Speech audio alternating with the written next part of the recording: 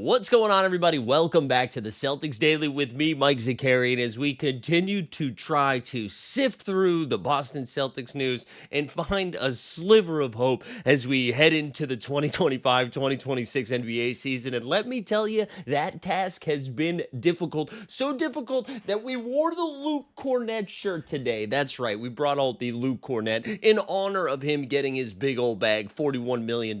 Thank you to the San Antonio Spurs. However, you will be missed. But before we dive into today's video, which we're talking Dame time, Big Al, some crazy trade that's in the works right now. And then, of course, we always end the video with your comments. But before we start, do me a favor. If this is your first time here, hit the subscribe button and the notification bell. We are cruising past 1,100 subs. Want to keep that energy going. Would love to have you join the ride with us. So let's get going on today's video. So the NBA was wild a couple of days ago, right? Damian Lillard just straight up cut from the Milwaukee Bucks, stretched in waves. My guy gets to make $22 million a year every single year for sitting back and sipping margaritas, as the Milwaukee Bucks will keep him on his books. However, it does allow Dame to just go sign wherever he wants. And if I was Damian Lillard, I would just sit back and wait, right? Sit back, watch how the league shakes out, make sure no weird catastrophic injuries happen to other teams, and then look at what the best possible situation for you would be, and then sign, right? That's what I would do. However, it sounds like Dame is trying to get signed early, and maybe that's so he can have a medical team and a facility to rehab in, although reports are he wants to rehab in Portland, which is part of the reason why he and Milwaukee were riffing anyways. All of that to say, the context sets it up that Boston is one of the few teams that seems to be in the runnings for Damian Lillard.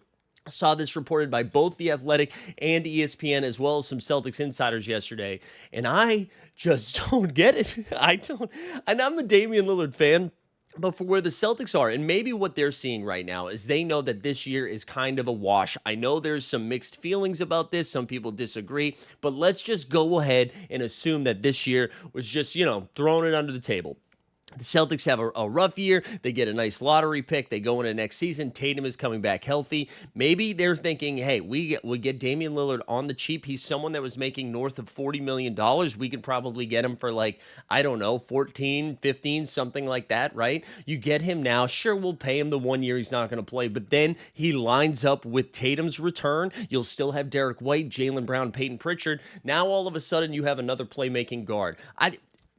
That to me is like pie in the sky. That's just getting really excited about. It's like instead of dealing with the problems in front of you, we're about to get therapeutic on yo.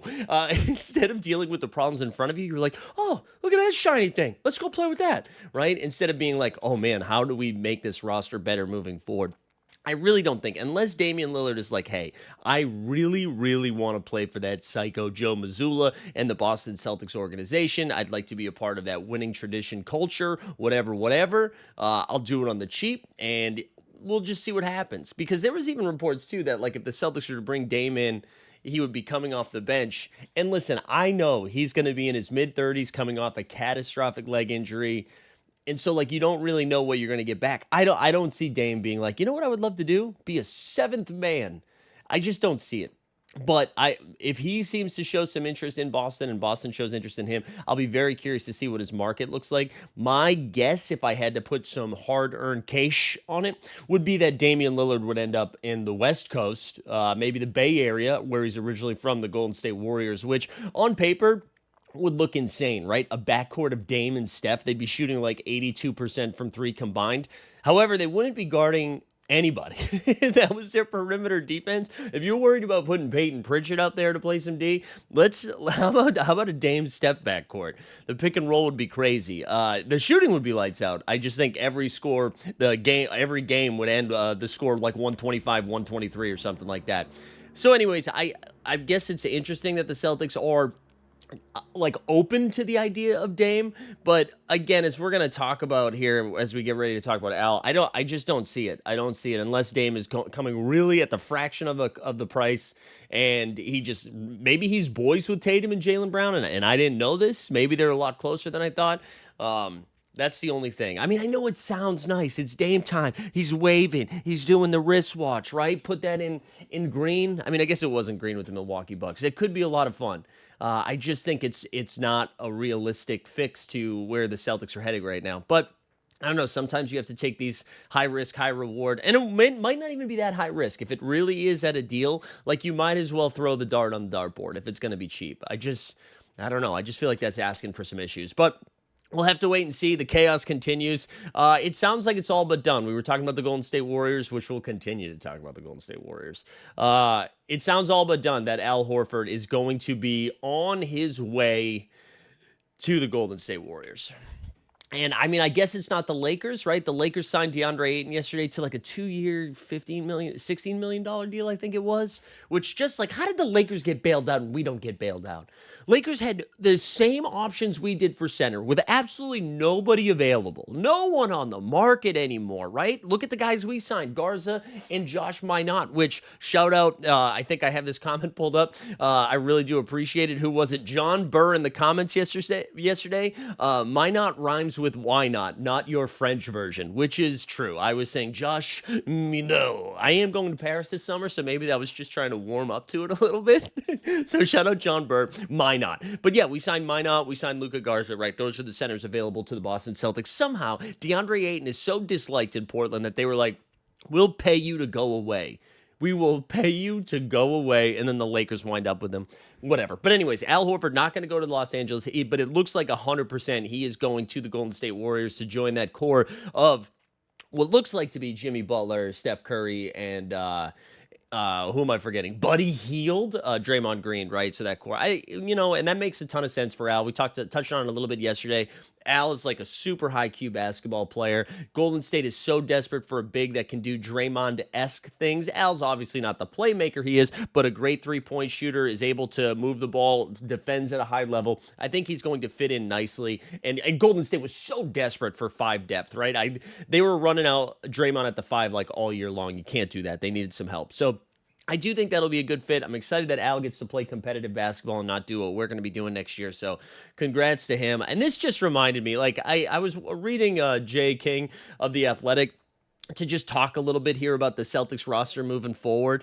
And I'm just going to read off what we got right now. I know we've done this a couple of times. So if we just look at the guard position, right? Derek White, Peyton Pritchard, Anthony Simons, J.D. Davison. That's kind of fun. That is kind of fun. Derek White is like a fringe all-star. Peyton Pritchard, 6th man of the year. I think he's going to average over 20 points per game this year. You got Anthony Simons, who another 20-point per game scorer, great three-point shooter, not a great defender, but whatever. And then J.D. Davison, G League MVP, is back. So that sounds fine, right? Let's look at this wing position. Jaylen Brown, All-NBA. Beautiful, beautiful. Sam Hauser, good role player, right? That's fun. Georges Niang, at least he's from Massachusetts. Baylor Shireman, second-year guy that played like 7 minutes this past season. You got Jordan Walsh, who's like now going into his 3rd year, I believe, and has still played the same amount of minutes as Baylor Shireman. You got Hugo Gonzalez, and then Josh, why not, right? That's a scary wing position. Like outside of Jaylen Brown, that's a real steep drop off. And I think you're really going to see how Brad Stevens and how Joe Mazzulla feel about some of these young guys, because Baylor Shireman, like, listen, I know you didn't get a lot of run last year. Get ready, because you're going to be playing like 35 minutes a game. The Shireman is going to be out there, and I'm excited to see how it works out. Like maybe we found a diamond in the rough late in the first round that could be a good spot. So excited to see him get some run. But then here we go. Neemias Queta, Xavier Tillman, and Luka Garza. Those are the 3 bigs we have on the roster right now. Woof. Again, assuming Al Horford leaves. And I think Queta has some pretty good upside. Like there was some flair out there, right? Where he could block some shots, do some rim running, get some boards. I do think his I don't want to say basketball IQ. That's not fair, but I do think like sometimes he's not playing within the system. And Mazzulla, a big system guy, and so you could see that being an issue maybe at times. So anyways, Queta's probably going to be playing heavy minutes. Xavier Tillman is somebody who was battling a knee injury last year. I know Tillman's like sneaky young, even though he looks like he's Al Horford's age. And I don't know, maybe if he's healthy, the shot will fall a little bit better, because he could not shoot the ball last year. Again, according to Jay King of The Athletic, he shot 24.5% from the field, not from 3, from the field. Now, when you're only playing a couple minutes a game, if you go 1 for 4, all of a sudden there you are. So I don't want to hold that to him too much. And Luka Garza, we legit don't know what we have. We don't know what we have in Garza. So It's like it's too hard to even understand what's going on. But that's the Celtics roster. So I don't know. Maybe Summer League is going to be our NBA Finals this year, and we get to just see the young guys run around. But whoo! And I wanted to mention Summer League too, because we are now a week away from games tipping off in Viva Las Vegas, and your boy's going to be out there. I'm going to be out there July 10th to the 14th. We're going to be covering some games. We're going to be having some fun. We're doing some meetups too. So if you are going to be out in Vegas and you enjoy Summer League basketball, let me know in the comments. Come hang out. We're going to have a good time. We get some tickets to give away too. So come hang. We're going to have a really nice time out there. This is my 5th consecutive year going out. We love Vegas. It's a good time. It's going to be like 120 degrees. That part's not great. Not great. But anyways, we're going to talk a little LeBron and Durant. So none of these guys are going to the Celtics, but I just do think this is important to touch upon because there was some interesting reporting that came out overnight for those of you that slept soundly. You don't know what happened, but so we know that KD is going to Houston, right? The deal essentially was Kevin Durant to the Rockets, and then the Suns get Jalen Green, Dylan Brooks, and then what was it? The 10th overall pick, and then some second-round picks, right? That was the core of the deal. Now, somebody had pointed out in the comments maybe a week ago, being like, why aren't these deals finalized? And like I said, it's kind of like you can agree in principle to some of these deals, but July 6th, I believe it is when everything goes into effect. So even free agents that are agreeing to sign with the team, technically it doesn't start till the 6th. Like you can verbally commit, but it doesn't happen yet.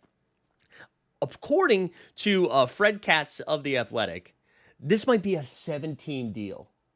And I bring it up because I think the Golden State Warriors might be included in this. And I wonder if this is why we don't have the Al Horford news, because as of like 2 days ago, the NBA world basically decided Al was going to be a Golden State Warrior. All the insiders are reporting this, yet it still has yet to be announced. And the LeBron Windhorse fingers, like why would he do that, are going up a little bit, where he seems like there's been more reporting out of LA that he's like legit ready to leave, and the Lakers are legit ready for LeBron to leave. And now you're looking around the rest of the league, and it's like, what teams could make this happen? And we also know another team that's involved in this is the Atlanta Hawks, who also sent Capella over there, right? So the Brooklyn Nets might be involved in this because they got, I feel like we're doing the Charlie Day thing right now from It's Always Sunny.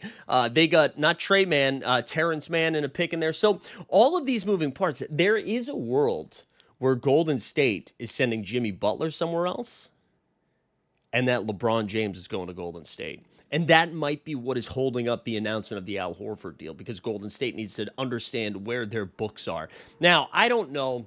This might be like a 10% chance of a possibility, but according to Fred Katz, here are the 7 teams that are involved in conversations right now.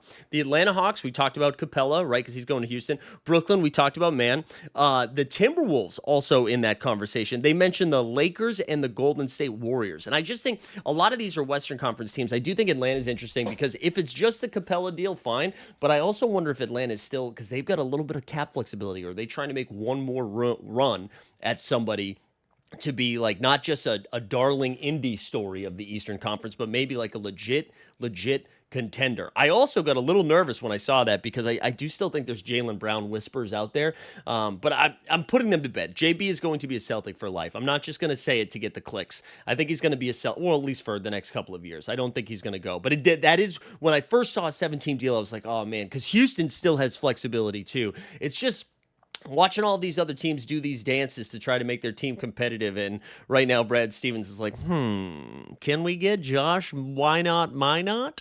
And I shout out John Burr again, because I'm going to be calling him Josh Why Not My Not this whole season. The other thing I wanted to point out too before we get to your comments is there was just a little bit of thing on our financials here, which I know everybody. That's why you tune in to talk cash.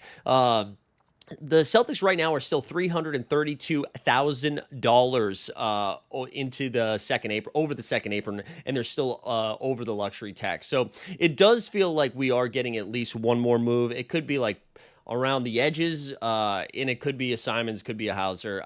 The chat's like really into Simons, which I'm into too. I'm happy that you guys are into Simons. Speaking of which, let's get into the comments. By the way, if this is your first time tuning in, you guys leave the comments. Our last section, every single video, we like call up some of your comments and talk about it. The chat was active again yesterday. I appreciate that. Please keep it coming. It's good for the algo, and it's good. I enjoy people making fun of me. Somebody in the chat yesterday told like, hey, can this dude just relax a little bit? And I would love to. And that's why you should use BetterHelp. No, we don't have a promo code. We should, though. Yeah, I should relax. Maybe, like, control my eyebrows a little bit more. All of that's good feedback. I appreciate it. But we also had some good basketball talk in there, too. So keep it coming. And then, again, make sure you hit the subscribe, hit the like on the video, and the notification bell so you know when we're dropping the sweet, sweet stuff. There was a good comment in here. And it's something that I forget all the time, too. And here it is. Where is our guy? It is from... okay, here we go. MT2330. He says, keep Simons. Let him go. And then he said, and put in parentheses, crazy year with a prayer emoji, and then said, flip him at the deadline. And Simons, whatever. Like, people are excited about Simons. We should be excited about Simons. It's like the one fun asset we got this offseason in a series of muck. But it is a good reminder that we don't necessarily have to do this deal immediately. And somebody else pointed it out in the comments a couple days ago. Like, these trades don't have to happen tomorrow to get under the tax or under the cap and stuff like that. So it is true, like, Simons could be playing really good ball. Even Sam Hauser could be playing really good ball. And then all of a sudden, like, the Detroit Pistons are a 3 seed in February, and they're looking around, and Duncan Robinson's shooting 14% from 3 and getting cooked on defense. And they're like, hey, maybe Sam Hauser makes a ton of sense. Or the Orlando Magic are like, hey, we need one more playmaking guard that can shoot the ball. Let's get Simons, right? So teams sometimes are very desperate in the summer, but also like as teams are getting closer to a playoff run where they can actually see their teams not just on paper, they're seeing it on the floor and seeing what is required to make the next step. They might be willing to overpay sometimes for some of these assets. So I think that is a good reminder that we don't have to like figure it out today. That let Simons cook in October, November, and December, and then send them to someone who's like, hey, how do you feel about 5 first-round picks? All right, 5 might be too many, but that's a good comment. Appreciate our guy, MT230. All right, we got one more for you. This is a great name, a great avatar or handle, Leon Poe the Show. Shout out Leon Poe the Show. He said, I think people are underestimating Xavier. He can definitely take up 20 minutes a game at center with Keita playing the rest. Celtics definitely focused on the 3 game a lot the last few years, but what if we change up the style a bit, which it seems like the league is slowly starting to do anyways, as no one wants to watch the 3 game. Everyone misses 90s basketball. We might as well have fun next year and let Jaylen Brown rest up for the season after. And then he said, great videos, by the way. Been enjoy watching them since finding the channel a couple of weeks ago. So there you go. You can also say nice things, too. 2 things on that. Let's start with the second one about 90s basketball. Everybody missing 90s basketball. I agree with like a little bit of this, and I think we saw some of it in the NBA Finals, right? They were still shooting threes, Pacers and Thunders. They were still playing at a faster pace, but they were playing like defense, for real defense, both of those teams. Like OKC, a historically good defense. The Pacers really manned up when it was necessary there. That was like a fun, different style of basketball, it felt like. I would argue, though, this is your homework assignment over the 4th of July weekend, just in case you get some rain, all right? In case you get some rain. I want you to pull up just a random 90s game on YouTube or on NBA TV, wherever you can get old basketball games, and I want you to watch it. Because I promise you, I think we miss the nostalgia of being younger and what life was like then. We all want to believe that when we were growing up, that's when it was most important. That's when it was the best. Brother, I promise you, some of it is not fun. That is not a fun watch. But I do miss some of it. I do hear what you're saying. The Xavier Tillman thing, I agree with you that Xavier Tillman can play 20 minutes a game. I don't know if I would say Xavier Tillman should play 20 minutes a game. I think there's a balance there. But I honestly think we just got to steer the wheel, lean into it. That's what we're doing now. That is what we're doing now, okay? So let's just lean in. Lean into Tillman, lean into Luka Garza. I promise you're going to like Luka Garza. I mentioned Summer League before. He is one of the most intense people I've ever seen play live basketball. It was at Summer League. He was just nutso, man. But in a fun way. It was fun nuts, but it was nuts. A lot of chest pounding, all right? Luka KG, maybe. Um, One other note before we get on out of here, I will be on. I will be on if you are local in the Boston region. I'll be on 98.5 tonight. This is July 3rd at 9:20 p.m. Eastern with the Silver Fox. So if you are a 98.5 guy, I'm joining Sean Silver over there to just chat Celtics. This is going to be my third consecutive year doing it this weekend, and it was 3 years ago. Marcus Smart had just got, or 2 years ago, Marcus Smart had just got traded. Last year we were coming off a chip, and then this year blowing it up. No normal, nothing normal happens. It's always chaos. So go tune into that. We should, we might have a day or two off over the 4th of July weekend, but I'm sure I'll be bored, and I'm sure some Celtics chaos will happen, and you'll have another video. But otherwise, I hope you guys enjoy the holiday weekend. I really do appreciate everybody tuning in and hanging out. It's been cool building this together. The chat's been super active, and I've been appreciative of that. So let's tank together, baby. Thanks for tuning in. Hit the subscribe. We will see you next time.